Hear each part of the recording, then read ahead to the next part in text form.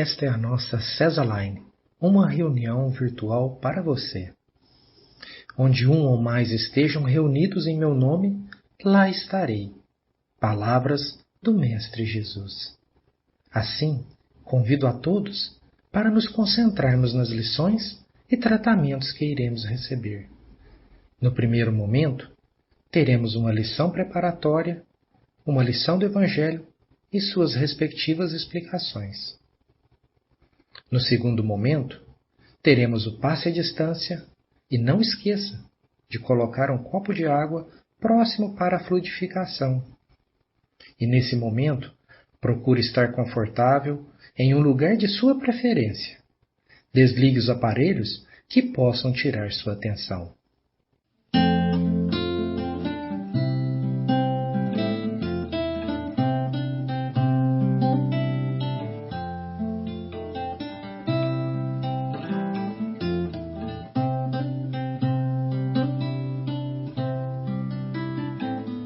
No deserto das incompreensões, o amor de Deus nos chama, nos levantar das lutas humanas e enxugar lágrimas de um mundo afã.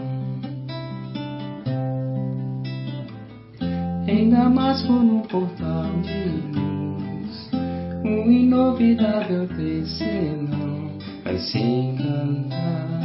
A visão celeste se curva ante o seu mestre se ofuscar, com a luz amiga e entender a razão da vida, enfim.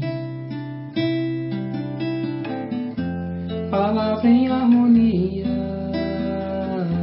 canções maestramente entoadas por anjos, esferas sublimadas, ao clarão que ofusca o brilho do sol, compadecido, inspirado e amável. Percorre os caminhos, acalma o gemido dos aflitos, de todos os irmãos pequeninos, dos sedentos de Deus, de amor, pois tu és o meu vaso escolhido. Necessário se faz amar, renovar-se no entendimento. Necessário é trabalhar, ser fiel no pouco e no muito. Necessário é esperar, a esperança é companheira. Necessário é perdoar, o amor mais puro se doa.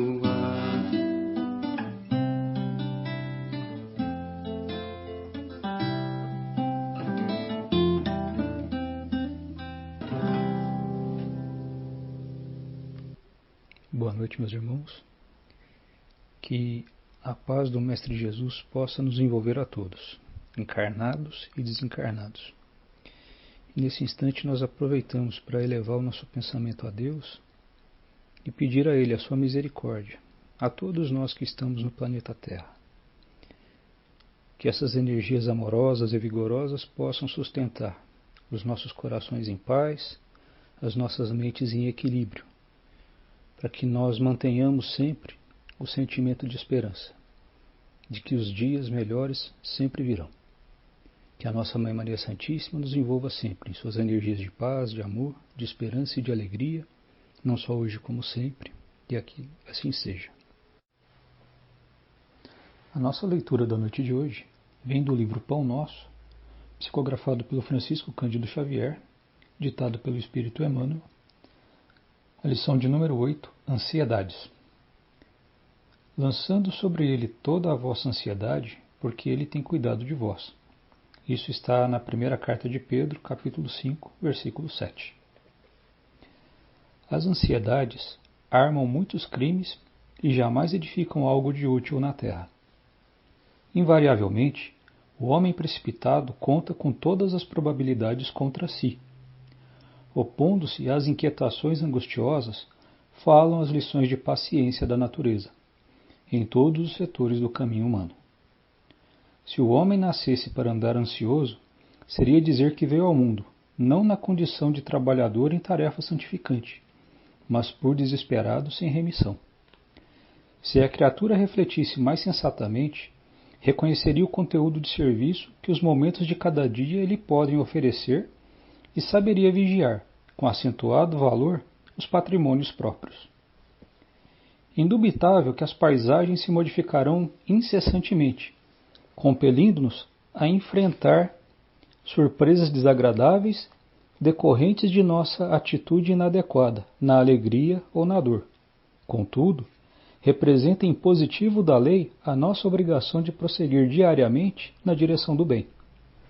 A ansiedade tentará violentar corações generosos, porque as estradas terrenas desdobram muitos ângulos obscuros e problemas de solução difícil. Entretanto, não nos esqueçamos da receita de Pedro. Lança as inquietudes sobre as tuas esperanças em nosso Pai Celestial, porque o divino amor cogita do bem-estar de todos.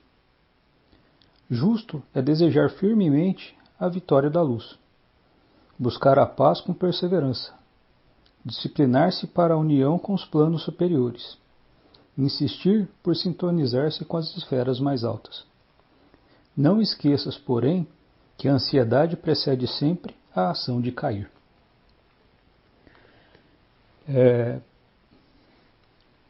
A lição é bastante adequada para esses momentos todos que temos vivido nos últimos 70, 80 dias mais ou menos, mas mais especialmente nessas últimas 2 ou 3 semanas.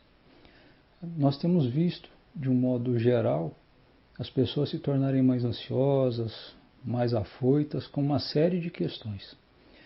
E aqui a lição nos traz uma reflexão bastante grande de que toda a ação que é guiada pela ansiedade, que é guiada por essa afobação, cedo ou tarde, ela resulta em coisa que não é boa, ou, como ele diz aqui, precede a queda ou precede um desastre.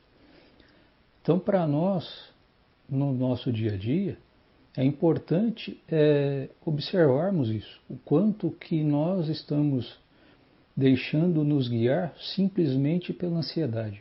O quanto a ansiedade tem direcionado os nossos pensamentos, tem direcionado as nossas ações.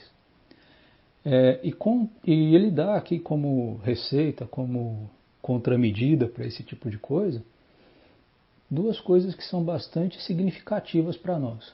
A primeira delas é o exercício da fé, entregando a Deus tudo que não está no nosso controle, ou tudo que nós não temos capacidade ou aptidão para modificar, para interferir ou para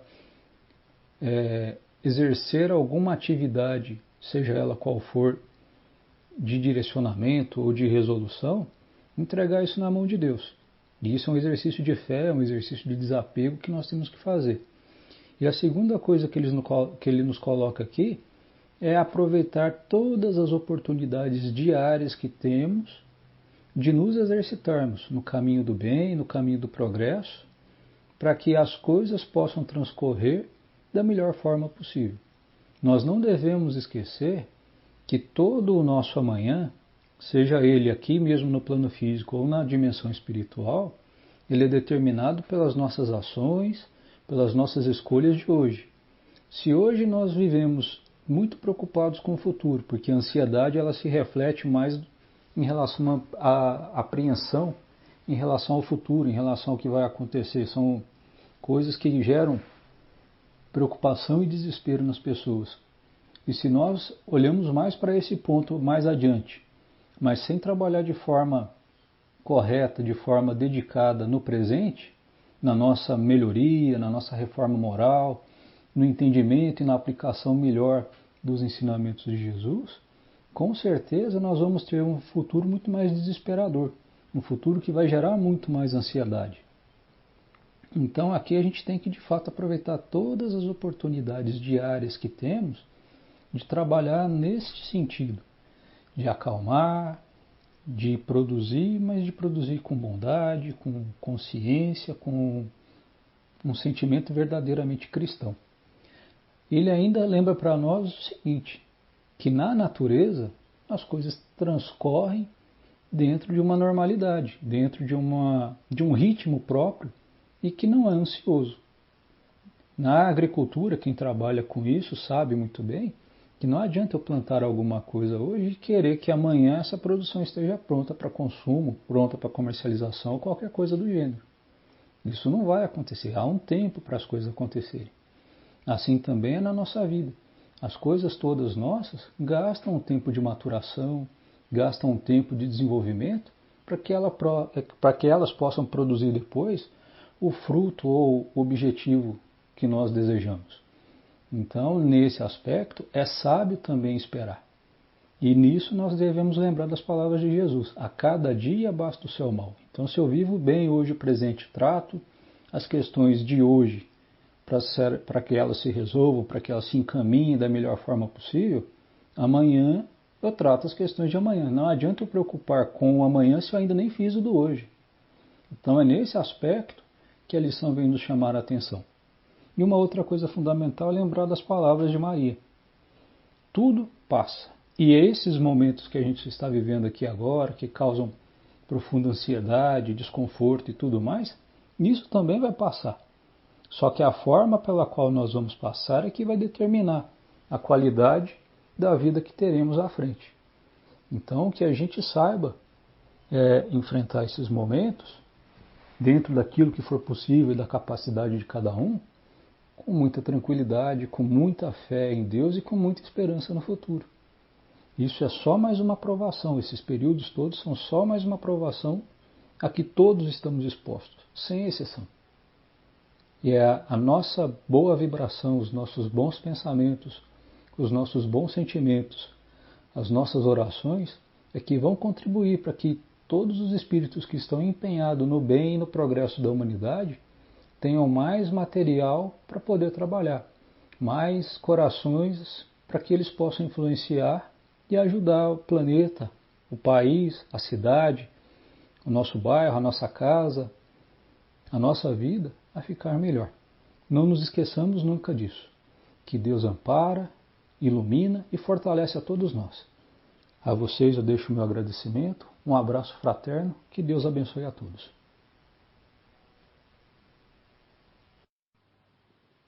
Boa noite a todos.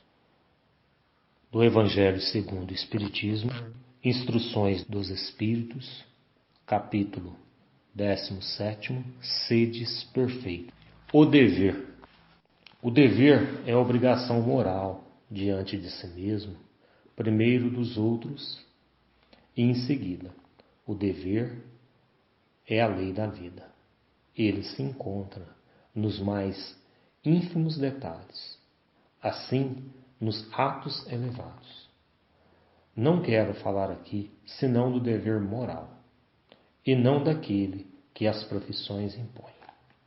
Na ordem dos sentimentos, o dever é muito difícil de ser cumprido, porque se acha em antagonismo com as seduções do interesse e do coração. Suas vitórias não têm testemunhos, e tuas derrotas não têm repressão. O dever íntimo do homem está entregue a seu livre-arbítrio.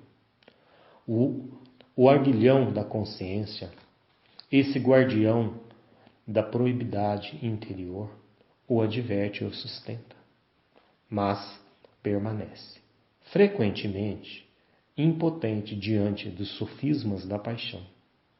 O dever do coração, fielmente observado, eleva o homem, mas esse dever, como precisado? Onde começa ele? Onde se detém? O dever começa precisamente no ponto em que ameaçais a felicidade ou a tranquilidade do vosso próximo. E termina no limite que não gostareis de ver ultrapassado em relação a vós mesmos. Deus citou todos os homens iguais para a dor, pequenos ou grandes, ignorantes ou esclarecidos, sofrem pelas mesmas causas, a fim de que cada um julgue judiciosamente o mal que pode fazer.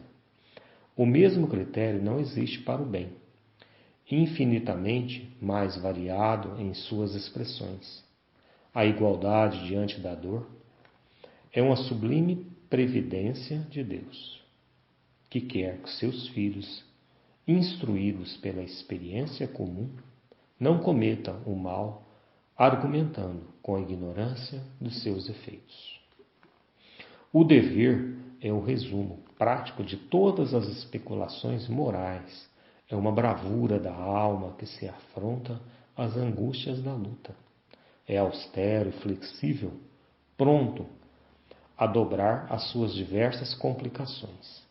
Permanece inflexível diante das suas tentações. O homem que cumpre o seu dever ama a Deus, mas as criaturas mais do que a si mesmo. Ele é ao mesmo tempo juiz e escravo da própria causa. O dever é o mais belo laurel da razão. Depende dela como o filho depende da sua mãe. O homem deve amar o dever, não porque o preserve os males da vida, mas a humanidade não pode se subtrair, mas porque dá alma e vigor necessário ao seu desenvolvimento. O dever cresce e irradia sob a mais elevada forma em cada uma das etapas superiores da humanidade. A obrigação moral não cessa jamais da criatura para com Deus.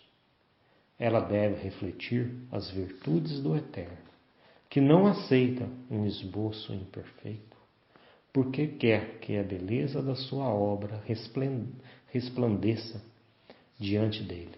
Lázaro, Paris, 1863. Meus amados, nós temos no nosso dia a dia o dever da nossa melhora como espírito, como ser humano, né? E a encarnação, ela é muito curta. Nós sabemos que quando nós estamos no plano espiritual, lá a gente não consegue evoluir.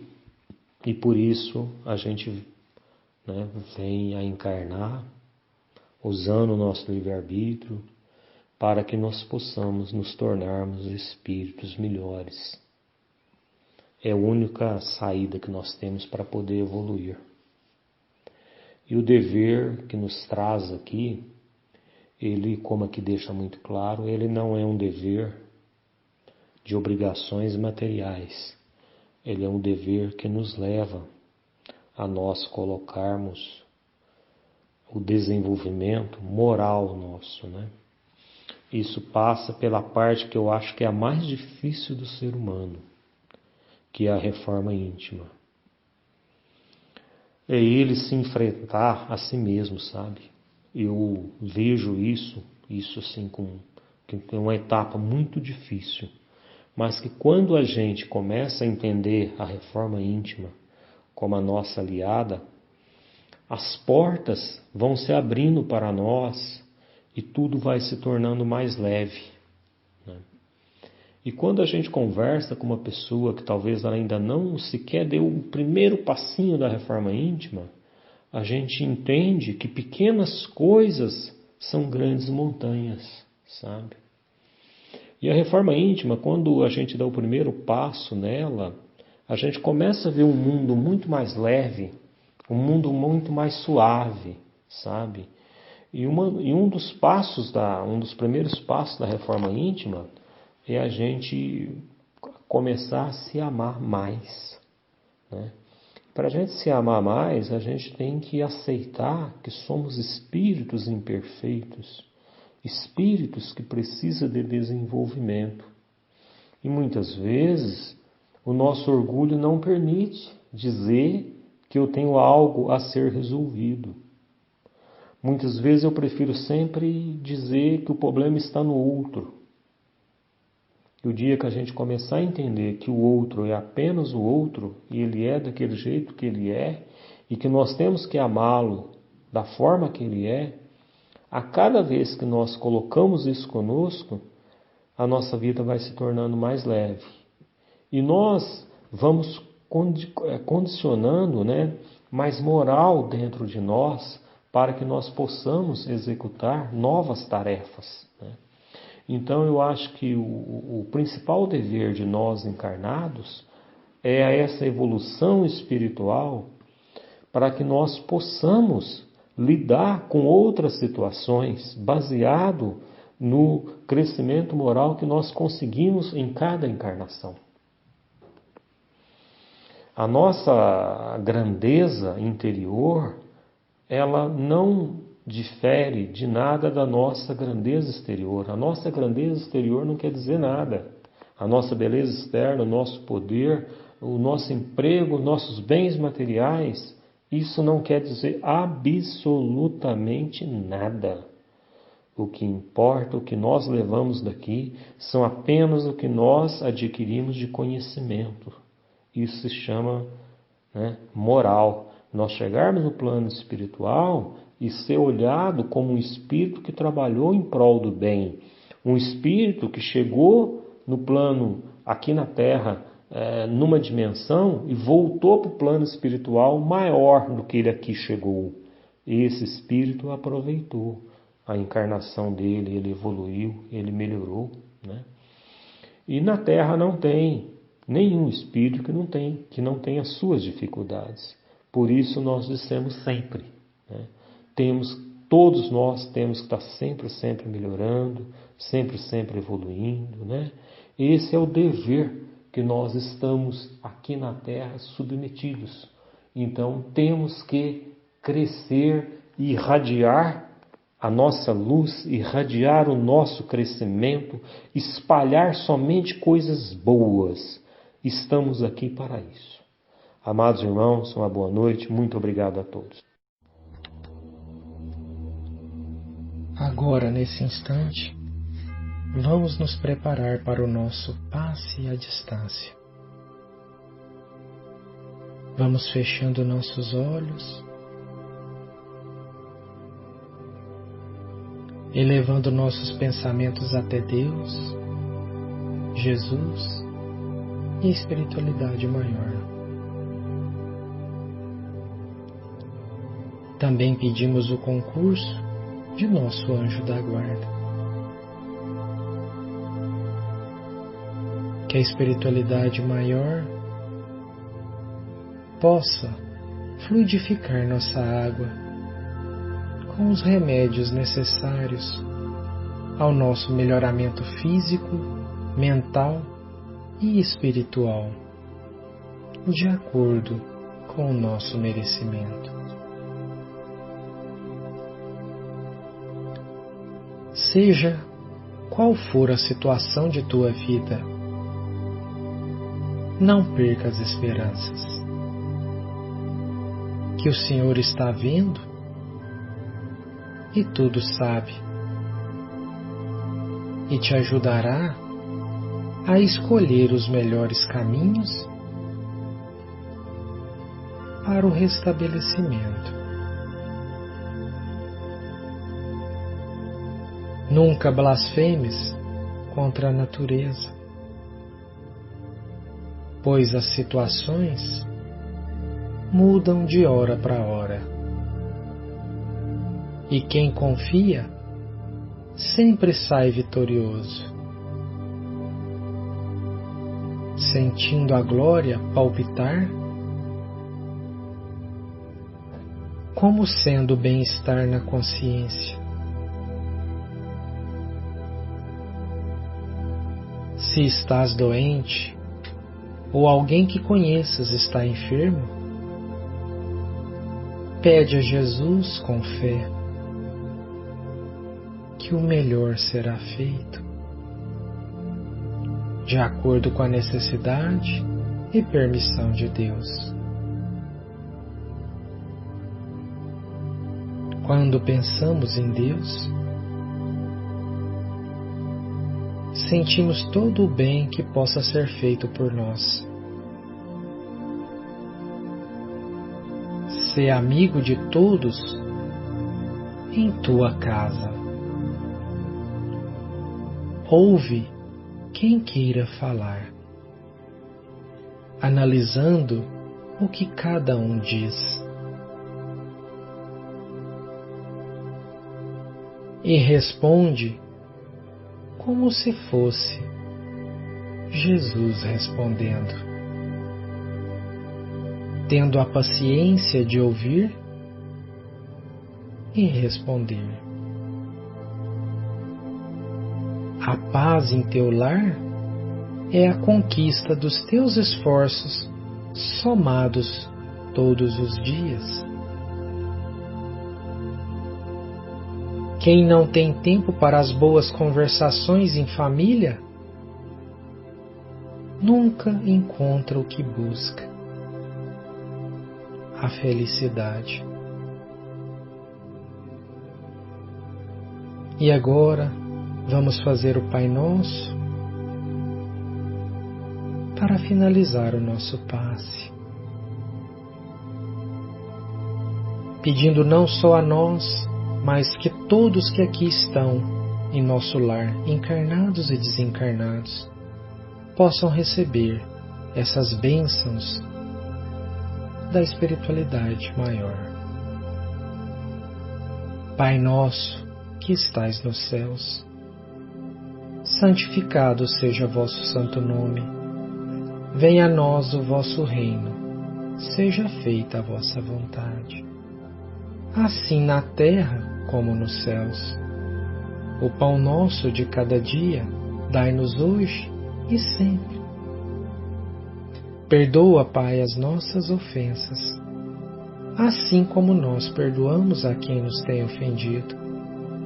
Não nos deixes cair em erros e tentações, mas livra-nos, Senhor, da prática de todo o mal, e que assim seja.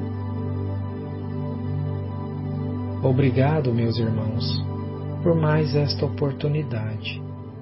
Fiquem com Deus.